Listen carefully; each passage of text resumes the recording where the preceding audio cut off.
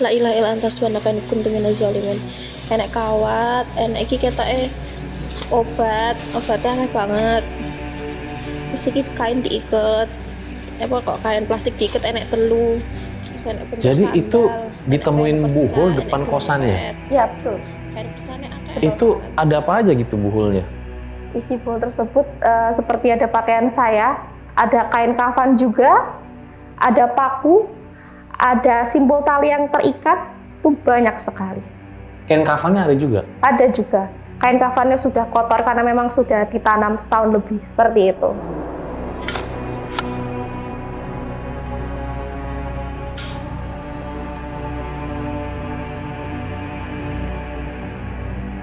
Astaga, ini benar-benar berdua ya.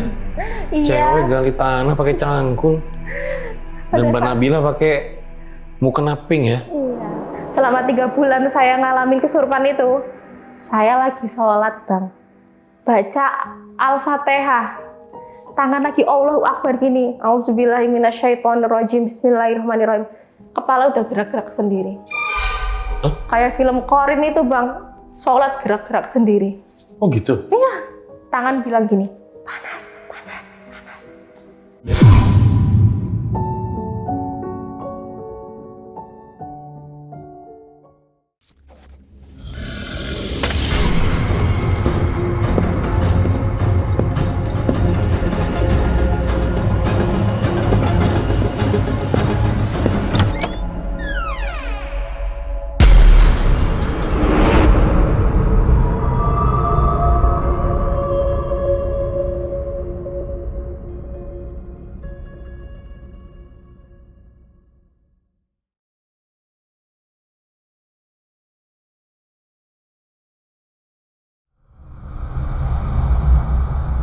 Mahasiswa ini mungkin punya pengalaman yang berbeda dari mahasiswa-mahasiswa lainnya. Dan kemarin para Erjal Satset itu banyak yang request gua nge-tag IG gua dan juga TikTok untuk ngundang narasumber ini. Karena kemarin sempat viral, jadi mahasiswa ini kena santet. Loh, kok bisa seorang mahasiswa kena santet? Nih, langsung aja kita tanya-tanya. Halo Kak Nabila. Halo Bang Fajar. Makasih udah jauh-jauh datang dari Magelang ya. Jadi guys, Mbak Nabila ini pakai masker untuk menjaga keamanan dirinya. Nah ini kita lihat dulu kemarin kontennya yang sempat viral. Iki la ilaha illa anta subhanaka inni kuntu minaz zalimin. Enek kawat, enek iki ketoke obatnya aneh banget. Terus iki kain diiket. Apa kok kain plastik diiket enek telu. Terus enek bentuk sandal, enek kain perca, enek dompet. Kain percane akeh banget, kawat. Terus koyo enek besi, koyo digawe pocong ngono iki lho. Jadi itu ditemuin buhul depan kosannya? Iya betul. Itu sekali. ada apa aja gitu buhulnya? Isi buhul tersebut seperti ada pakaian saya, sobekan-sobekan pakaian saya, ada kain kafan juga, ada paku, ada simbol tali yang terikat, itu banyak sekali. Kain kafannya ada juga? Ada juga. Kain kafannya sudah kotor karena memang sudah ditanam setahun lebih, seperti itu. Itu cara ketemu buhulnya gimana gitu? Nah ini nanti saya bakal ceritain Bang, karena memang ceritanya tentang buhul ini banyak juga ya netizen yang pengen tahu, karena memang ini pertolongan Allah secara gaib, seperti itu. Oke, jadi bukan orang lain ya, justru Bukan. diri kamu yang nemuin sendiri. Ya. Itu kan mengalami santet gitu yang viral ya. Memang yang dialamin tuh apa aja gitu? Karena saya dengar katanya setiap hari tuh ngalamin kayak mau sakaratul maut, itu bener? Betul. Seperti napas yang nggak bisa napas, tersenggal-senggal, setiap hari kambuh. Kalau misalnya medisnya itu namanya asam lambung. Tapi ini sangat konsisten, biasanya tiap malam dan kurang lebih 3 jam sampai 2 jam saya merasakan sakit sesak napas seperti itu. Jadi nggak cuma sesak napas aja, tapi kayak lemes, gemeter, tremor, dan juga pusing. Dan memang sangat sakit Bang, seperti itu Bang. Kayak sebulan gitu bisa ke rumah sakit berapa kali? 6-7 kali Bang. Sebulan tuh? Iya, sebulan. Oke, dan Mbak Nabila ini kan jurusannya kebidanan ya? Betul. Oke, pasti ya paham juga lah tentang hal-hal medis gitu ya? Ya. Nggak apa-apa dikaitkan ke gaib juga gitu. Ya. Nah selama mengalami hal ini, banyak kejadian horor juga dialami. Pasti banyak. Oke, baik. Ditahan dulu ceritanya Mbak Nabila ya. Nah, seperti apa pengalaman pada kali ini? Langsung kita mulai sama Muhammad Sisana. Musuh terbesar adalah dirimu sendiri.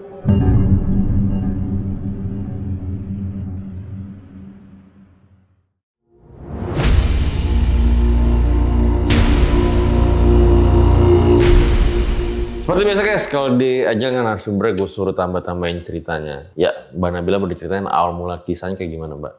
Oke, sebelum ke awal mula kayaknya mungkin lebih cerita ke background saya dulu ya. Boleh. Saya mau menceritakan, saya itu mahasiswa Bang. Mahasiswa yang merantau di Magelang. Iya, saya jurusan kesehatan yang tadi Bang bilang, kebidanan ya. Ya, saya mahasiswa akhir dan sedang skripsi sekarang, seperti itu. Cerita tentang awal mula itu berawal dari saya sedang sibuk-sibuknya. Saya sedang sibuk-sibuknya kerja sampingan. Kerja sampingan saya itu ada part-time. Part-time itu jadi guru biologi. Ya, saya mengajari calistung, baca, tulis, hitung, seperti itu. Ke anak TK, anak SD, dan juga anak SMP. Anak SMP biasanya ngajar biologi. Terus saya juga ikut volunteer kesehatan. Memang benar-benar sibuk gitu, tiap program pasti ada aja program kesehatan yang saya lakukan sama teman-teman di tiap desa atau tiap kampung di kota Magelang. Dan yang ketiga, saya part-time ikut bidan. Saya ikut pijet bayi gitu. Jadi memang kalau kerja bidan pijet bayi, apalagi ikut bidan itu nggak setiap hari ada. Mungkin karena waktu-waktu tertentu aja. Jadi nggak selalu tiap hari dapat uang kalau dipijet bayi gitu. Gitu Bang. Untuk awal mulanya kejadian yang saya rasakan ya, semua ini saya rasakan ketika saya bertemu dengan teman lama saya. Sebut saja seorang laki-laki yang namanya Andi. Nah, pada waktu itu cerita saya pada saat masuk kuliah. Saya masuk kuliah di Magelang dan dia juga kuliah di Magelang. Kami sama-sama mahasiswa. Kenapa kami bisa bertemu? Karena kami punya grup Bang. Grup alumni itu kan nggak cuma TK, SD, SMP, SMA ya. Jadi ada namanya grup alumni.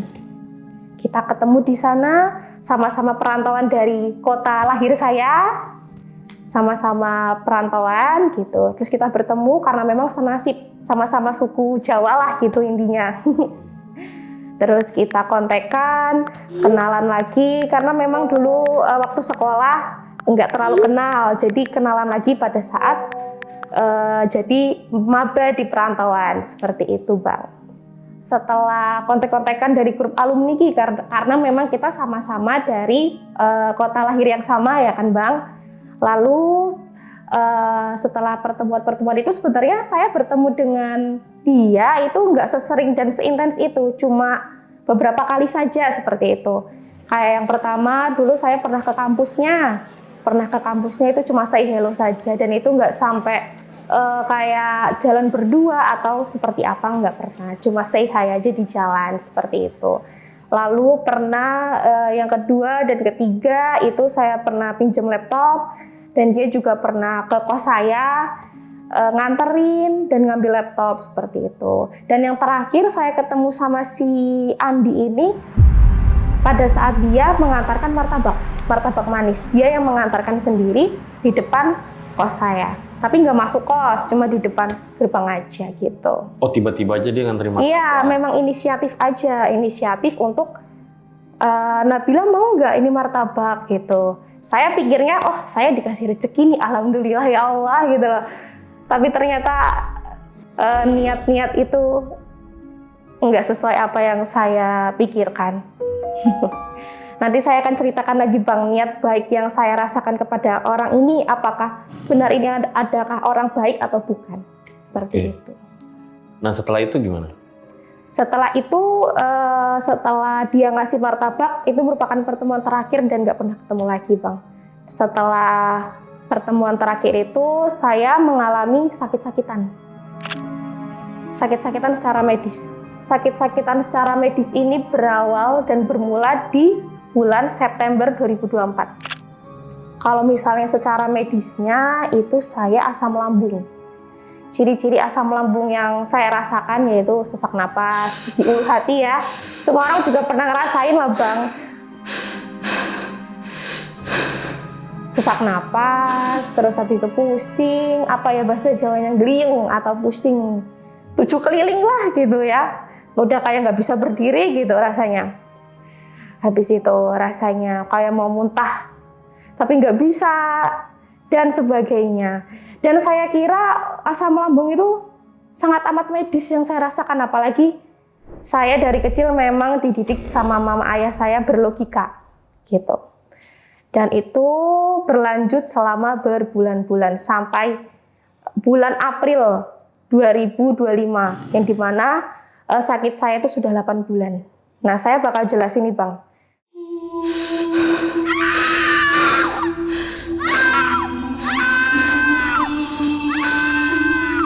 Sakit asam lambung saya, kalau misalnya kambuh, itu biasanya di jam tertentu dan konsisten tiap hari. Biasanya setiap jam 10, jam 11, jam 12. Nah, pada saat itu juga saya pasti langsung ke IGD.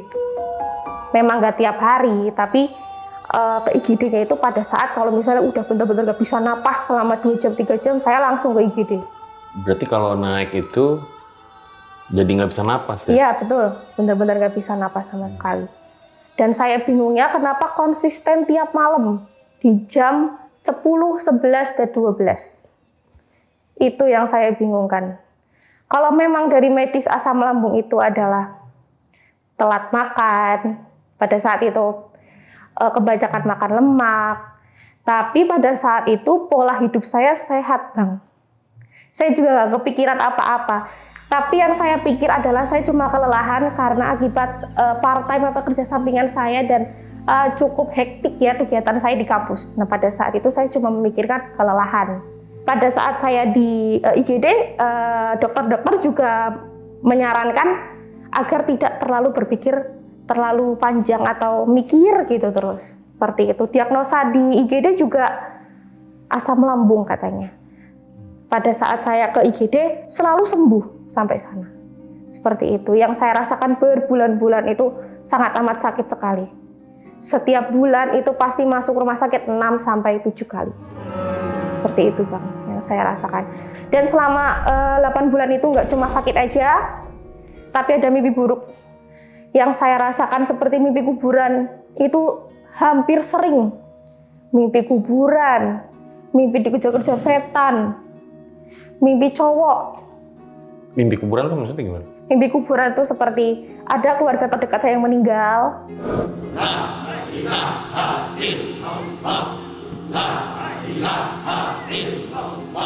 Ada teman saya yang meninggal atau orang-orang yang saya sayangi meninggal.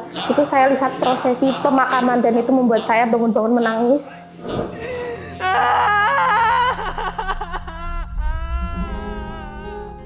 Badan saya gemeter, lemes seperti itu. Benar-benar badan saya dibuat capek pada saat setelah mimpi.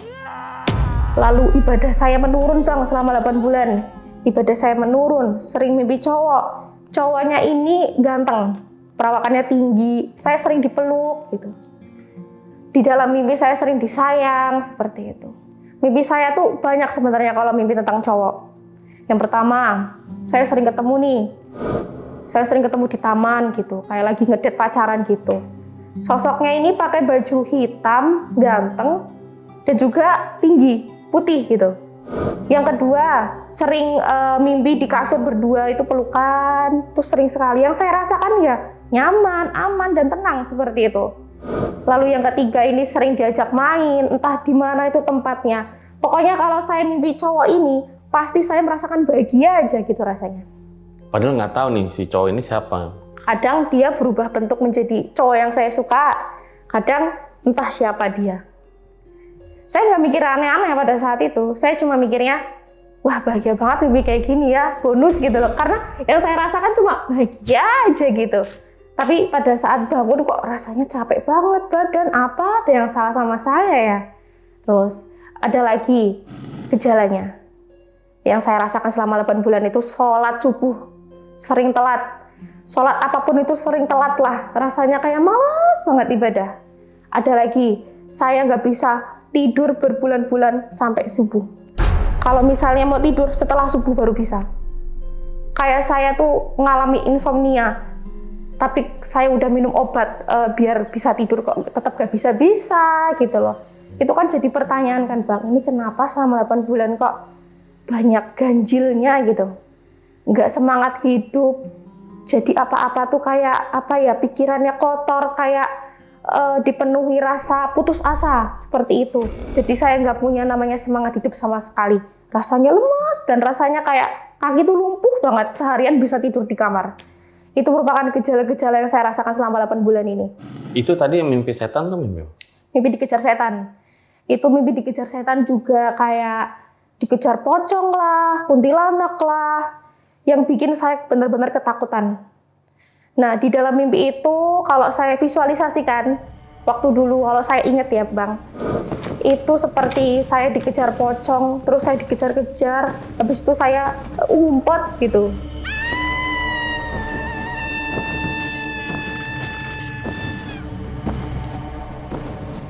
Tapi tiba-tiba bangun, dan tiba-tiba bangunnya itu saya gemetar badannya, benar-benar keringat bahasa Indonesianya itu. Keringat dingin, ya keringat dingin seperti itu. Benar-benar nguras waktu tidur saya sih Bang. Kalau misalnya mau bangun tidur, kenapa harus banget gitu, rasanya capek. Kayak lari maraton. Itu berlangsung berbulan-bulan dan itu sangat gak nyaman banget. Itu jelas gitu kayak dikejar pocongnya jelas? Iya. Karena yang saya rasain setelah bangun tidur ya kayak gitu, kayak lari maraton.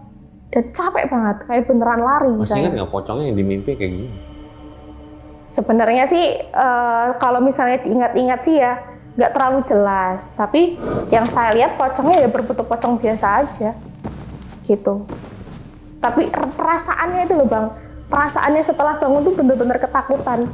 Ketakutannya hampir tiap hari. Kalau misalnya mau mimpi buruk mah ya 1, 2, 3, 4 kali lah biasa. Ini kayak hampir tiap hari, apakah nggak jadi pertanyaan Bang? Bener-bener nguras kehidupan saya gitu loh. Kenapa kok saya kayak diteror gitu loh, mimpi buruk terus.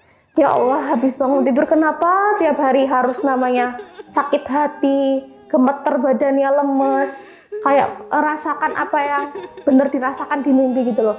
Kalau 1, 2 kali nggak apa-apa, ini tiap hari Bang, itu bener-bener nguras mental banget menurut saya seperti itu. Dan dalam waktu 8 bulan itu nggak cuma dari gejala-gejala itu aja, saya jadi linglung. Linglung. Kata orang-orang pandangan saya kosong, linglung. Jadi yang lihat saya itu nggak cuma saya sendiri, tapi dari orang-orang terdekat, katanya kayak mayat hidup lah. Pasti lelah, letih, lesu.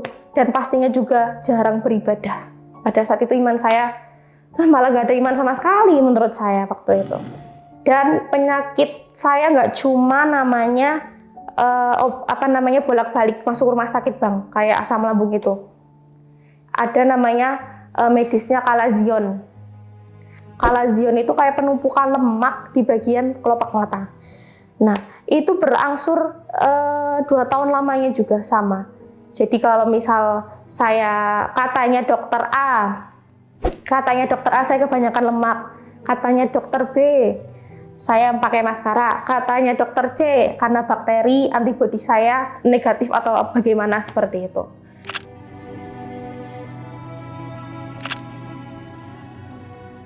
Dari beberapa diagnosa tentang mata saya ini banyak sekali alasan-alasan yang berbeda atau diagnosa yang berbeda. Sampai di mana saya kayak, wah nggak bisa ini, saya harus ke dokter mata yang lebih spesialis. Pada saat itu dokternya cuma bilang, Mbak Nabila ini mungkin kebiasaannya atau bukan kebiasaan tapi gennya aja, antibodinya aja sensi gitu. Oh baiklah, berarti memang dari beberapa dokter yang bilang seperti itu kok beda-beda, dan dokter spesialis mata aja bilangnya seperti itu gitu loh. Dan setelah itu saya operasi Bang, operasi kalazion. Dan itu tanpa alasan lah, dengan diagnosa berbeda-beda, jadi saya bingung gitu loh.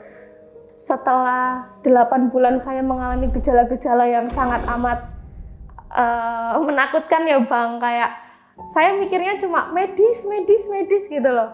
Tapi terlintas di pikiran saya, emang iya semua ini medis aja. Apalagi saya dididik sama orang tua saya selalu menggunakan logika. Emang iya medis aja. Nah, saya berpikir seperti ini di bulan Januari 2026. Tahun ini ya.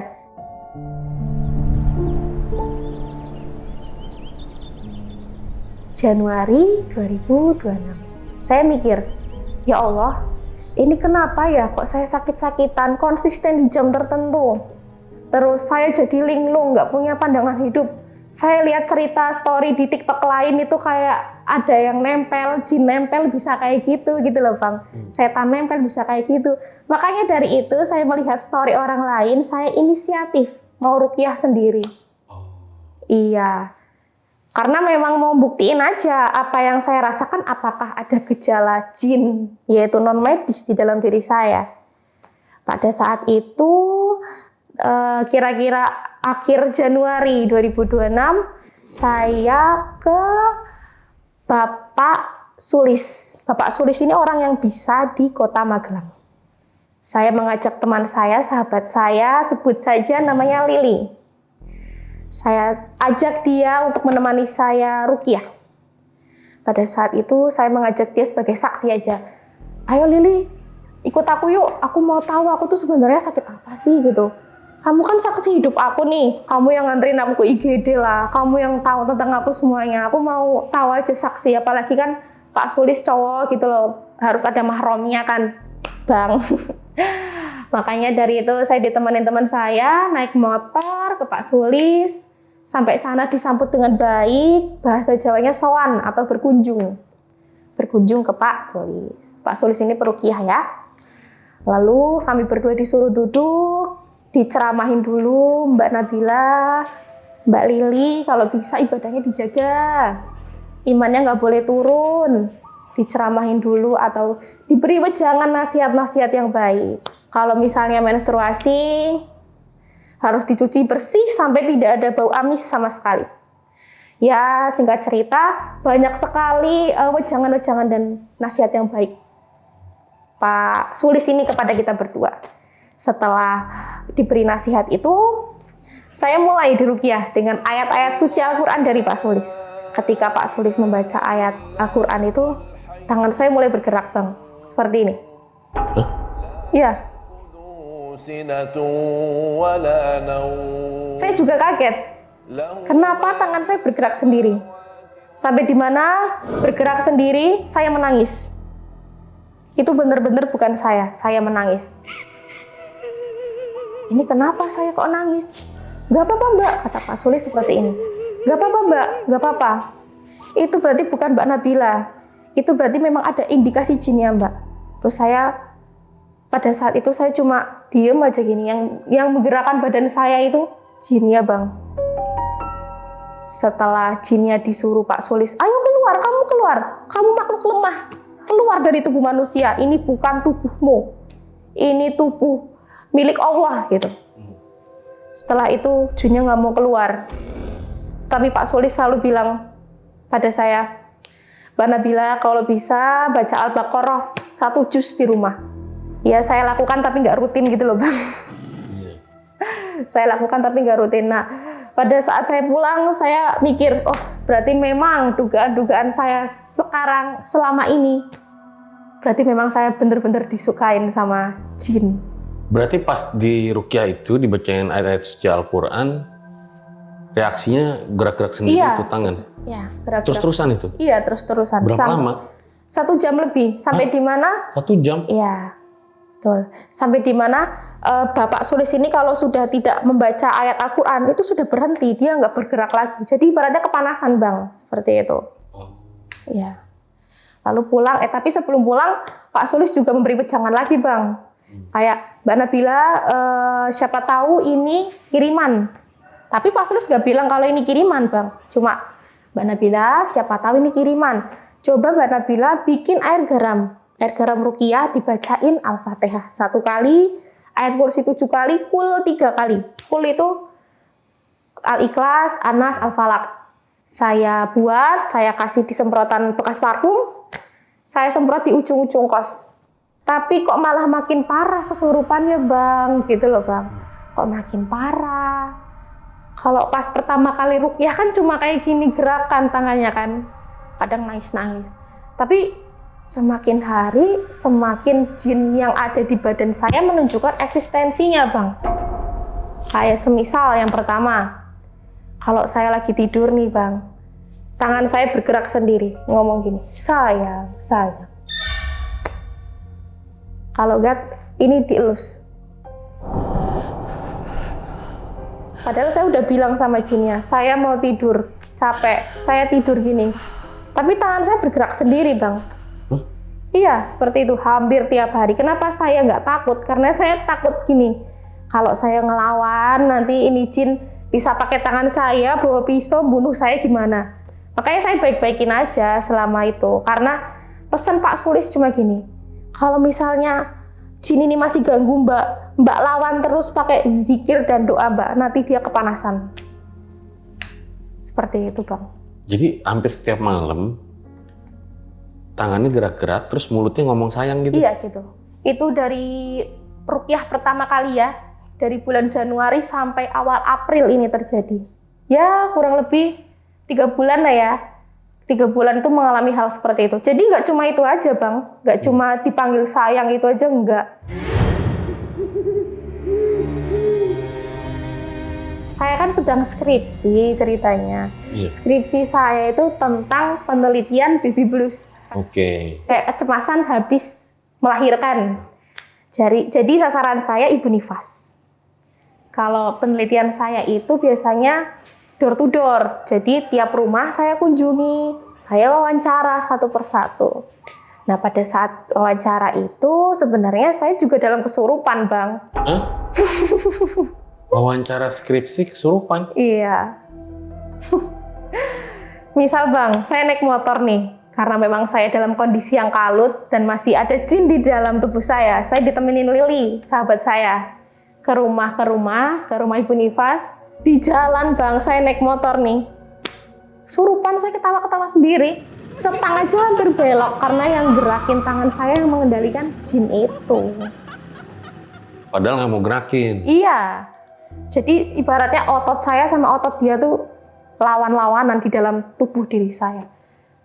Udah sampai separah itu, Bang. Nih, misal saya di kos teman saya sendiri. Sebentar.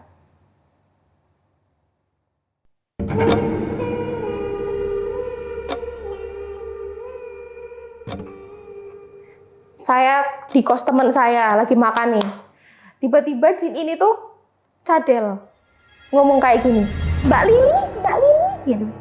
Aku suka makanan ini, Mbak Lili. Dia kayak berinteraksi dengan sahabat saya, namanya Lili tuh kayak akrab banget gitu loh, Bang. Sampai pernah bilang gini, teman-teman kamu tuh lucu banget ya, teman-teman kamu tuh lucu banget gitu.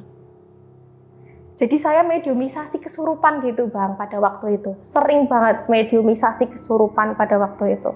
Oh, ini jadi mirip kayak si Hanum ya? Iya, betul. Seperti itu. Tiba-tiba berubah aja gitu. Iya, benar. Seperti itu. Ngomong sama yang lain gitu. Iya. Ya. Saya sudah bilang jangan membicarakan Tuhan saya. Kalian mengerti tidak? Jadi kayak kepribadian ganda ya. Kayak bocah tapi. Ya, cadel. Oh.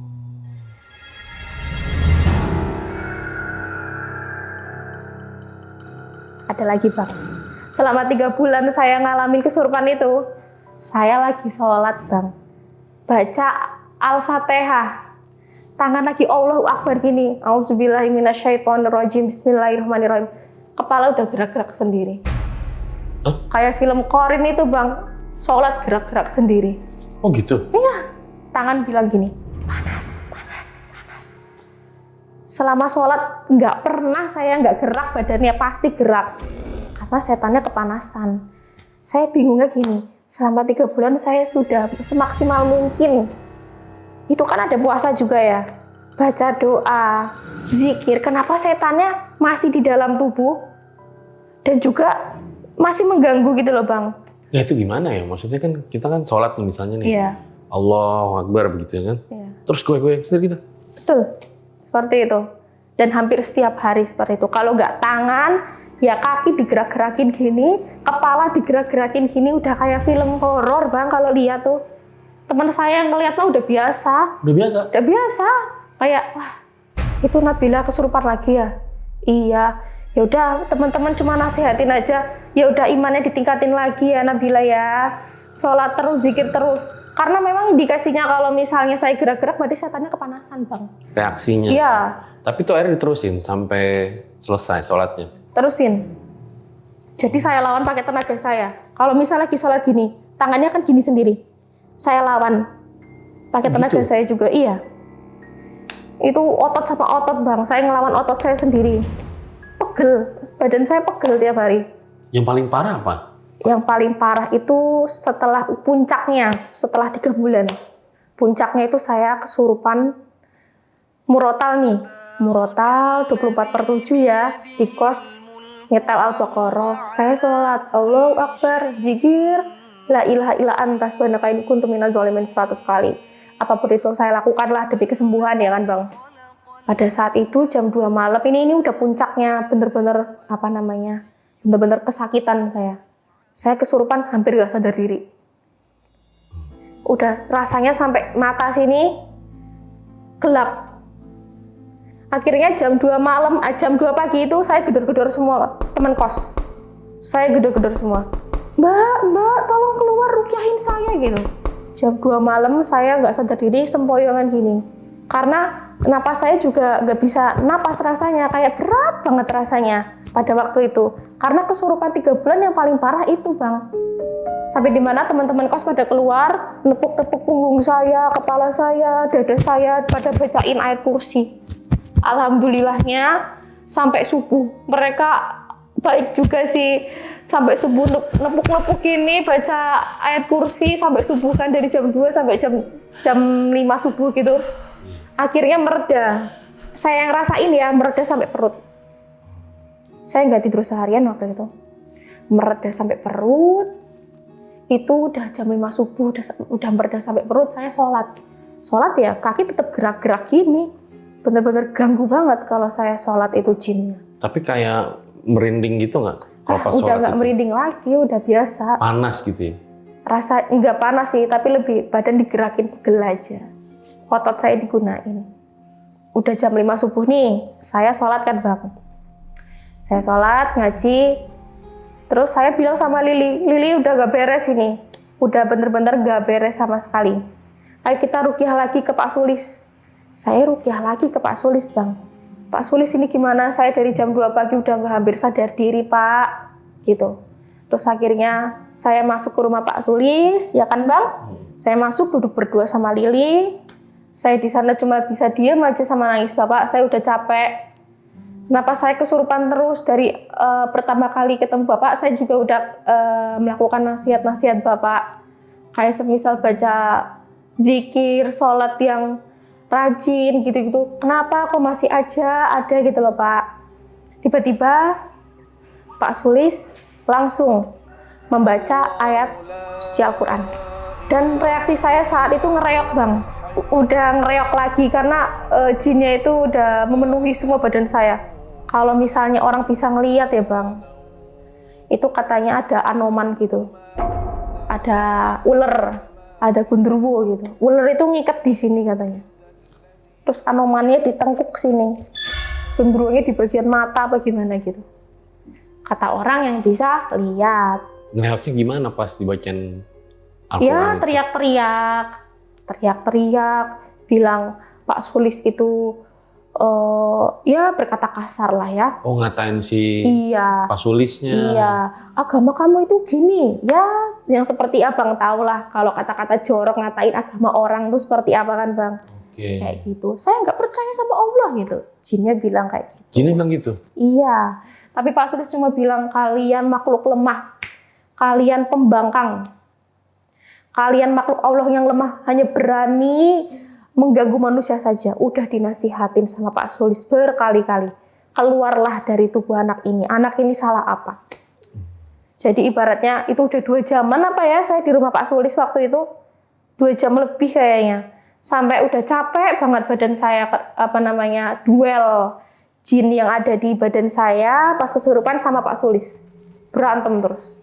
Pada saat itu jinnya udah capek kan. Ampun Pak gitu.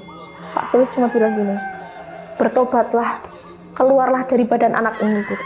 Dia tetap nggak mau. Akhirnya Bapak Sulis ini tetap ceramain saya dengan wejangan-wejangan dia. Mbak Nabila harus ikhlas ya gitu. Mungkin ini ujian bagi Mbak Nabila gitu. Semoga Allah nanti kasih jalannya ya Mbak ya, kasih solusinya gitu. Terus Pak Sulis nyeletuk bilang gini Bang. Kayaknya ini kiriman. Baru pertama kali ini saya melihat Pak Sulis bilang, Ini memang kiriman. saya langsung astagfirullahaladzim. Masa iya sih Pak yang ngirim saya siapa? Itu kejadiannya setelah 3 bulan ya Bang. Tanggal 9 April 2026. Ya Allah Pak, ini yang ngirim saya siapa Pak? Gitu kan. Ya nggak tahu Mbak. Tolong Pak, boleh nggak disebutin ciri-cirinya? Pak Sulis juga nggak mau nyebutin ciri-cirinya. Tapi yang jelas satu kata yang keluar dari Pak Sulis adalah, Mbak Nabila nolak cowok ya? Saya bilang, siapa ya Pak? Kalau misalnya deket, salah satu yang Pak Sulis ciri-cirikan adalah Pak Sulis pernah ngomong, Mbak Nabila pernah dikasih sesuatu gitu. Itu pernah, ada salah satu orang yang saya curigain gitu. Itu ada Pak, ini fotonya gitu. Tapi Pak Sulis, mimik wajahnya cuma, nggak tahu ya Mbak, karena memang orang yang bisa tahu dan bisa lihat itu nggak mau menimbulkan fitnah, jadi nggak menunjukkan kalau itu pelakunya atau bukan. Jadi nggak cuma dari Pak Sulis aja sebenarnya ya, saya berobatnya.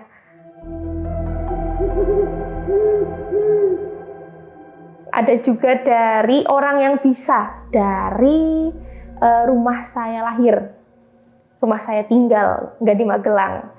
Namanya Pak Tresno. Pak Tresno ini orang bisa juga. Dia bilang juga seperti sama kayak Pak Sulis. Mbak Nabila ini nolak cowok ya gitu. Saya cuma jawab, kapan ya Pak? Saya nggak pernah merasa ditembak gitu. Nah kalau Pak Tresno ini malah ngasih ciri-cirinya gitu. Tapi dia juga nggak mau ngomongin ini orangnya. Jadi nggak mau nimbulin fitnah juga kan nggak baik kan Bang. Waktu itu saya mikirnya kok ciri-cirinya detail banget ya. Ngasih sesuatu makanan yang berupa coklat, ada coklat-coklatnya. Iya, jadi aku mikirnya kayak gini Bang, ya Allah, kalau misalnya bener ini orangnya, tolong tunjukkan di mimpi saya gitu. Saya sholat istiqoroh, selingin tahajud juga, minta tolong sama Allah, takutnya nanti saya juga fitnah. Kalau misalnya dari ciri-ciri orang yang telah disebutin sama mereka itu. Ciri-ciri yang jelasnya kayak gimana katanya? Mungkin jangan terlalu spesifik ya Bang ya. Iya. Lebih ke tingginya, kulitnya, terus apa yang dia lakuin ke saya, apalagi ya yang tentang makanan, sesuatu makanan yang dikasih gitu, itu spesifik sih menurut saya. Oke. Rambutnya dan lain-lain. Adalah ciri-ciri yang lain yang nggak bisa saya sebutkan di sini bahwa itu dia gitu.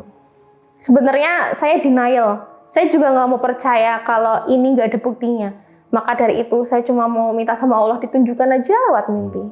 Dan saya juga nggak, maksudnya udah tahu nih, oh pelakunya ini gitu ya. Saya juga nggak langsung ngelabrak pelaku, ngapain Bang, orang nggak ada buktinya, namanya juga gaib, ya kan. Jadi saya cuma ikhlas nerima dan doain dia yang baik-baik aja. Semoga hatinya bisa lapang, udah nggak dendam lagi dan sakit hati. Padahal pada saat itu saya pengen minta maaf Bang, tapi nggak dibolehin sama mama saya. Takutnya nanti ada kata-kata yang nggak baik dari saya, lisan yang nggak baik, yang mungkin yang nggak saya sadari gitu.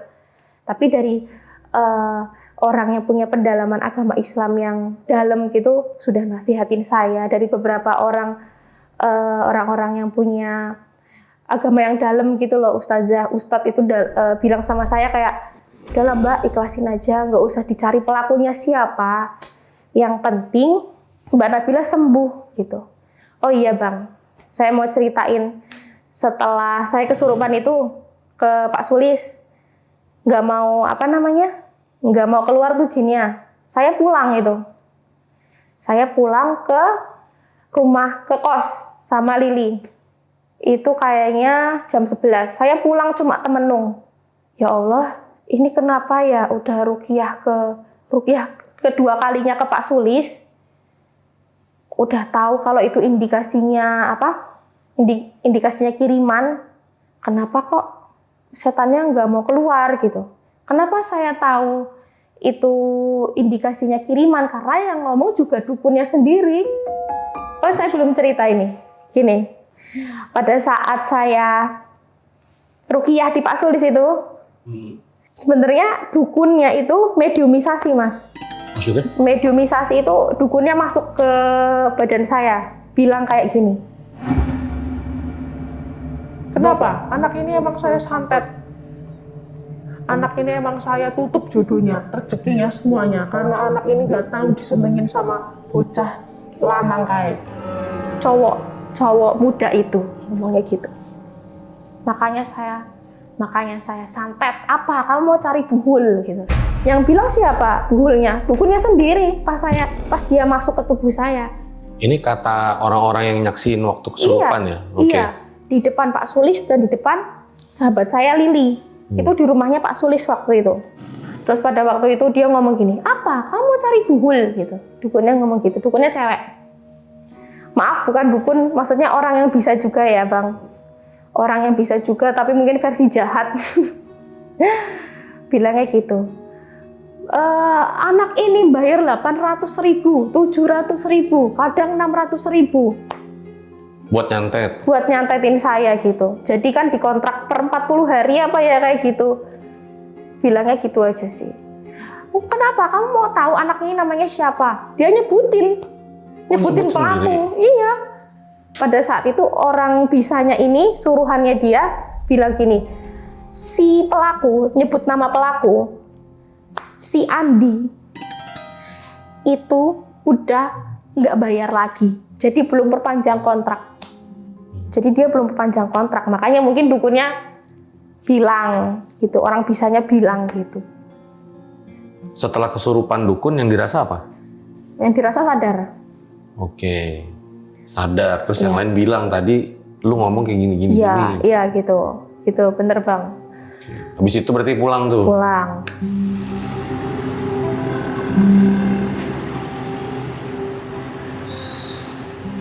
Habis pulang, saya cuma bengong aja sama Lili di depan halaman itu. Katanya ada buhul. Saya bingung buhulnya ada di mana ya gitu. Itu jam 11 sebelum zuhur.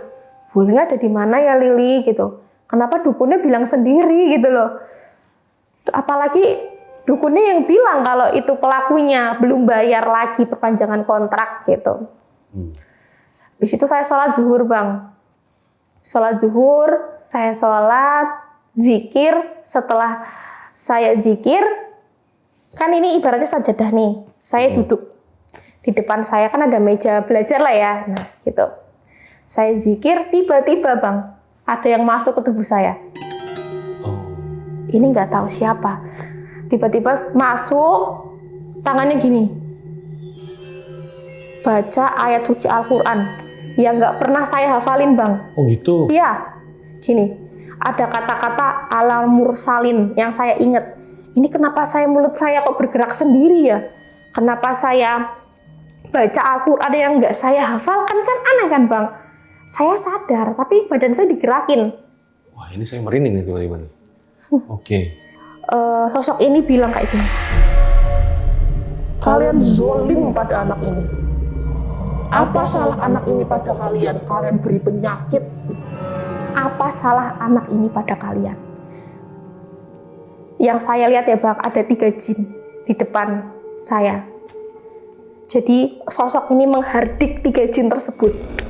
Memarah-marahi 3 jin tersebut. Apa yang dilihat? Yang 3 itu? Yang saya lihat waktu itu, walaupun agak blur, itu kayak jinnya dikerangkeng pakai besi. 3 jinnya dikerangkeng di depan pada saat saya pakai mukena. Terus sosok ini menunjuk-nunjuk gini kayak mengancam.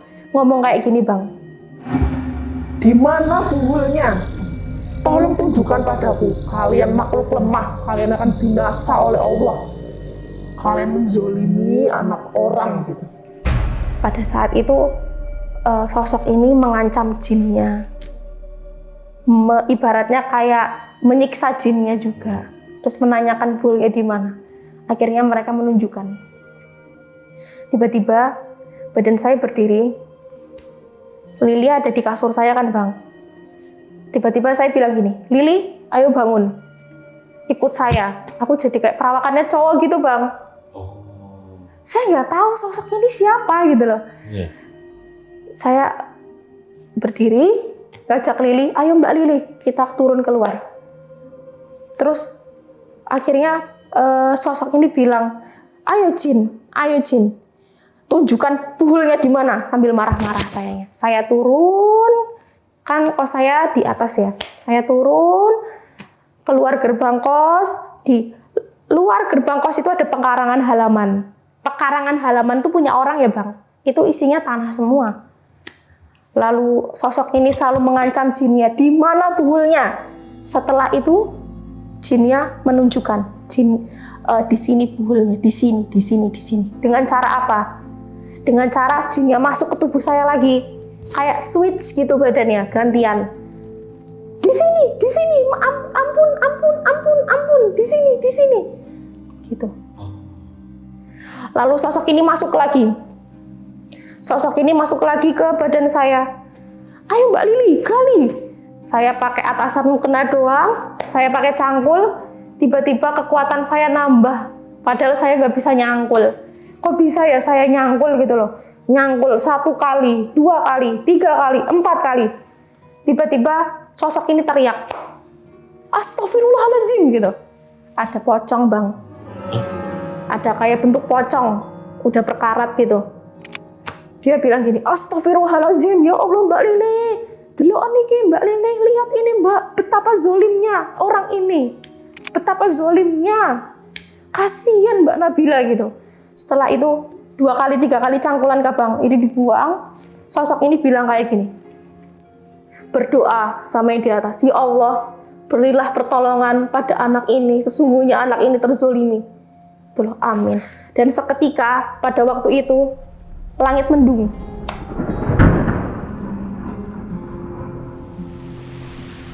Langit mendung, hujan deras, lalu ada petir. Ya Allah ya Tuhanku. Saya mikirnya kayak, kok ya alam semesta juga mendukung gitu loh. Pada saat itu yang saya rasakan cuma jadi penonton aja, karena memang tangan saya digerakkan. Mbak Lili tetap nyangkul ya Mbak Lili ya. Mbak Lili ceritanya lagi nyangkul sama nyekop. Setelah itu digali terus, banyak buhul yang terpisah-pisah. Karena memang pada saat ditanam, itu pelaku menanamnya dengan kain kafan. Kain kafan sebagai wadahnya gitu. Diisiin kayak kain perca, paku, arang, beling. Baju-baju saya, robekan baju saya bingung dapat robekan baju saya dari mana. Yang di mana lantai kos saya itu ada di nomor 2. Bahkan manjat pun manusia nggak bisa bang. Itu tingginya tinggi banget. Tapi ada robekan bajumu. Iya, daster saya. Itu yang jadi pertanyaan saya. Daster lagi? Iya. Dapatnya dari mana bang? Orang kos saya sama kos dia aja jauh.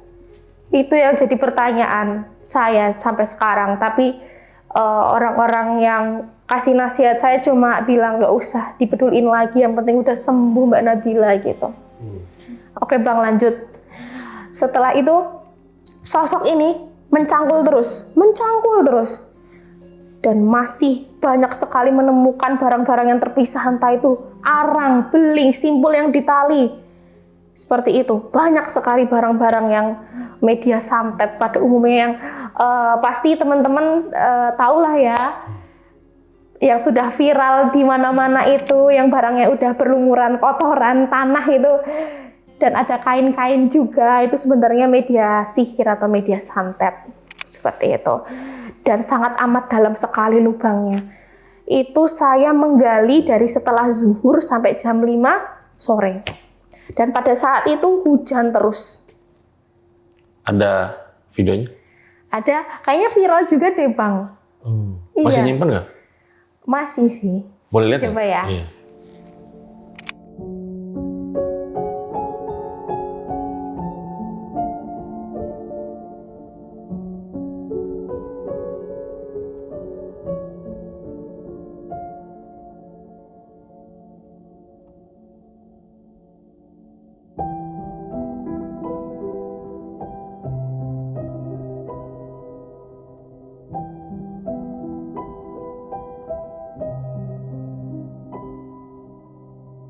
Astaga, ini benar-benar berdua ya. Cewek gali tanah pakai cangkul. Dan Mbak Nabila pakai mukena pink ya. Iya, bener-bener pada saat itu orang tua belum tahu. Nggak ada yang nolong juga sih, kayak ustadz datang gitu ya, atau orang bisa datang tuh nggak ada. Jadi saya pada waktu itu, alhamdulillah ya Allah, diberi pertolongan dari Allah untungnya. Ini benar-benar apa ya? Kalau dipikir-pikir kayak kok bisa ya gitu, maksudnya tiba-tiba kayak ini kayaknya harus gali di sini gitu kan. Iya. Terus ketemu semuanya lagi. Iya. Titiknya bener lagi. Banyak juga netizen yang berkomentar pada saat viral, kok bisa ya Mbak ya? Titiknya bener gitu. Masya Allah, saya juga nggak tahu, mungkin karena memang pertolongan Allah aja. Dan Bang Fajar, saya nggak ngeluarin uang sama sekali. Saya nggak ngeluarin uang sama sekali selama saya ruqyah sama Bapak Sulis, ruqyah sama Bapak Trisno, saya nggak pernah ngeluarin uang sekali. Yang saya lakukan adalah cuma doa, sholat, zikir, udah gitu aja. Pada saat orang-orang tanya, kenapa sih Mbak Nabila bisa gitu loh? Padahal saya ke orang bisa aja, bisa ngabisin uang juta-jutaan gitu loh. Gitu Bang. Ya seakan-akan doa dari Mbak Nabila akhirnya dijawab gitu Iya, ya. doa Pada orang momen tua, itu ya. Iya, doa orang tua saya, doa saya, dan doa orang-orang yang baik gitu. Itu pakunya segede apa sih? Kayak paku sejari saya, segini. Ada banyak? Banyak sekali. Pakunya banyak? Iya. Ada kawatnya juga? Ada kawat, ada kabel. Kabel? Ada kabel juga. Jadi semenjak kejadian itu Bang, 3 bulan itu ya, yang puncaknya di mana ketemu Buhul itu, saya sidang skripsi aja sampai ketunda 2 bulan Bang. Ya Allah, jadi sidang saya kemarin sebenarnya telat, tapi alhamdulillah lulus. Gitu. Jadi semenjak kesurupan 3 bulan itu, saya juga udah nggak part time karena ya nggak memungkinkan juga keadaannya lagi ngajar, masa ya kesurupan gitu. Bener-bener sangat amat sakit sih. Dari awalnya setahun yang lalu sakit-sakitan badan, tahun depannya malah kesurupan 3 bulan, itu bener-bener ujian yang gitu Bang. Sebentar, sebelum kita ke sana tadi saya lupa deh. Jadi pas wawancara skripsi itu kan kesurupan ya? Ya betul. Ngomong apa itu kalau kata orang-orang pas lagi wawancara? Oke, pada saat itu di salah satu rumah Ibu Nifas, saya ditemanin Lili.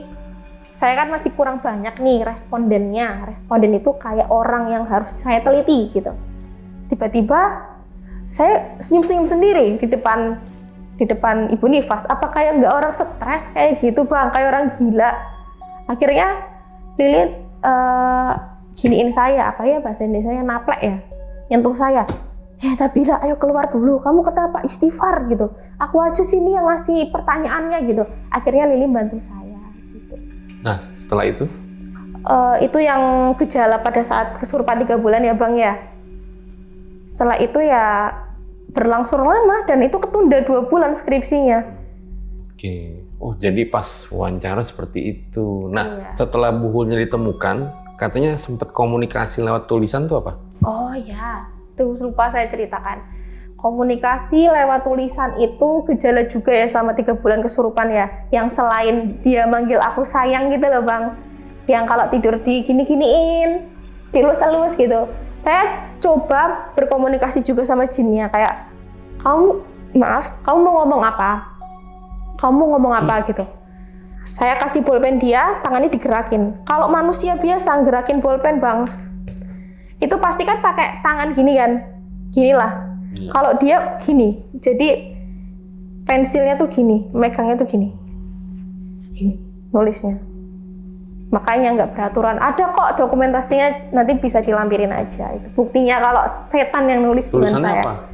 Tulisannya Nabila sayang apa ya gitu. Ada fotonya? Ada. Boleh lihat nggak? Boleh.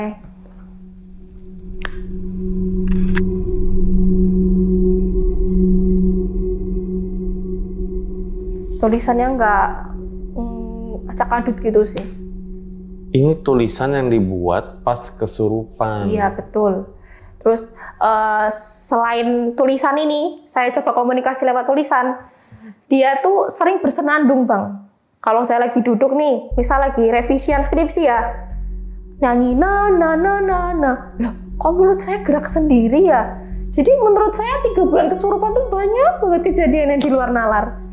Banyak banget, selain sholatnya gerak-gerak sendiri, mulut saya, pita suara saya, tangan saya, semua dikendalikan sama jin itu. Astagfirullahaladzim, 3 bulan bang saya ngalamin kayak gini. Kalau misalnya orang percaya ya nggak mungkin gitu loh, saya dianggap gila kali ya, kepribadian ganda gitu. Setelahnya buhul dibakar begitu. Ya, buhul dibakar. Buhul dibakar itu atas nasihatnya Pak Sulis juga. Mbak Nabila nanti dibakar ya, dengan baca ayat kursi, sambil baca ayat kursi, sambil baca Al-Falaq, Anas gitu. Iya Pak, udah dibakar nggih Pak gitu. Oh ya udah, habis ini tetap jaga iman gitu. Tetap jaga iman ya Mbak gitu. Iya gitu. Akhirnya setelah buhul itu hilang, alhamdulillah saya udah gak kesurupan lagi bang. Iya, karena memang kalau mau ruqyah sampai 100 kali pun, kalau misalnya buhulnya nggak diambil ya tetap kesurupan terus, karena itu media dia orang yang bisa sama saya gitu. Berarti sampai sekarang udah sembuh tuh ya? Alhamdulillah udah gak kesurupan lagi. Tapi memang setelah kejadian 2 bulan yang lalu badan saya lebih sensitif terhadap gaib hal peka gitu. Jadi kayak was-was, bau kapur barus ya gitu. Bau kapur barus bukannya pocong. Oke. Kok ada yang ketok-ketok pintu ya gitu. Ya mereka cuma bisa ganggu di luar, gak bisa masuk ke kos. Itu aja sih bang. Jadi sekarang mungkin akibat dari kena santet itu jadi lebih sensitif aja badannya. Berarti kan udah nggak pernah kesurupan, Iya. Tapi sakit yang dirasa tuh yang sesak napas, terus asam lambungnya bagaimana? Alhamdulillah udah sehat walafiat. Oh gitu? Iya, sekarang bener-bener udah sehat. Nggak ada lagi gejala medis sama non medis ya bang. Alhamdulillah berarti Alhamdulillah ya? iya. Makanya mukanya segeran gitu ya? Alhamdulillah. Iya. Ikut senang juga lah. Iya udah bang. nggak ngalamin kejadian kayak gitu ya. Iya. Tapi ini pasti para lengan jalan satu kan juga pasti nanya, emangnya sebelum kejadian ini pernah ngalamin kejadian kayak gitu nggak? Maksudnya kayak yang horor-horor gitu? Nggak pernah. Nggak pernah sama sekali? 22 tahun saya hidup baru kali ini kesurupan. Yaitu di bulan Januari 2026 baru pertama kali itu. Itu juga taunya nggak sengaja ya? Pas Iya. di ruqyah tuh begitu ada reaksi ya? Iya. Karena saya pernah dengar juga sebuah cerita. Jadi ada acara program TV sama Pak Ustadz lah, salah satu Ustadz. Nah waktu itu dibacain ayat-ayat ruqyah. Nah tiba-tiba si kru TV yang nggak ngerasa apapun ya selama dia hidup, dia bereaksi di situ. Nah sejak saat itu dia baru tahu ternyata dia itu diikutin sama leluhurnya. Gara-gara dia lagi bertugas di program acara itu gitu. Secara nggak langsung ya mirip-mirip ya. Kalau kamu kan ngiranya medis gitu. Iya. Loh, total pas di ruqyah ada reaksi gitu ya. Tapi maksudnya senangnya aku gitu ngelihat bahwa perjuangannya luar biasa begitu ya dan tidak menyerah gitu. Menemukan cara gimana lah supaya bisa sembuh gitu. Sesuai dengan hal-hal yang emang udah diajarkan gitu ya. Alhamdulillah memang semua ini usaha yang saya lakukan nggak sia-sia karena Allah Maha Baik ya Bang. Alhamdulillahnya adalah apapun setinggi apapun ilmu hitamnya pasti juga akan kalah dengan kuasa Allah. Pertolongan Allah itu nggak main-main Bang. Yang saya rasakan ya Allah, Masya Allah. Saya sangat disayang Allah gitu loh Bang. Coba kalau nggak ketemu buhulnya mungkin saya udah gila kali Bang. Udah sakit-sakitan terus gitu. Gitu Bang, alhamdulillahnya. Terus juga punya lingkungan, teman, keluarga yang memang suportif. Iya, alhamdulillah. Jadi mungkin sekarang saya lebih dipertemukan dengan orang-orang yang berdalam agama Islam. Jadi sekarang lebih bisa menjaga diri aja dari hal-hal gangguan gaib seperti itu. Karena sekarang udah sensitif badannya, jadi sekarang lebih memperdalam agama Islam, lebih baik lagi dari sebelumnya yang dulu kurang iman, mungkin bisa jadi pelajaran juga buat teman-teman yang lain. Ya, luar biasa. Tapi berarti udah nggak pernah ketemu sama si cowok itu lagi ya? Setelah kejadian ini ya? Komunikasi juga nggak pernah? Komunikasi tanggal 31 Desember 2025. Itu pada saat saya disantet juga dong. Oke. Ya, itu pernah komunikasi doang gitu. Say hi aja. Terus terakhir ketemu pada saat dia ngasih sesuatu makanan ke saya. Oke. Setelahnya udah nggak lagi. Udah nggak lagi. Oke deh, kalau gitu makasih ya Mbak Nabila udah datang dari Magelang dan menceritakan pengalamannya. Terima kasih juga Bang Fajar udah diberi kesempatan main ke sini. Terima kasih. Itu deh guys, akhir dari episode ini. Ambil baiknya, buang buruknya. Dengan ada kisah-kisah seperti ini, jangan malah menjadikan kalian takut. Tapi harus yakin dan percaya dengan kebesarannya. Gue Fajar Ditya, RJ5 undur diri. Ciao.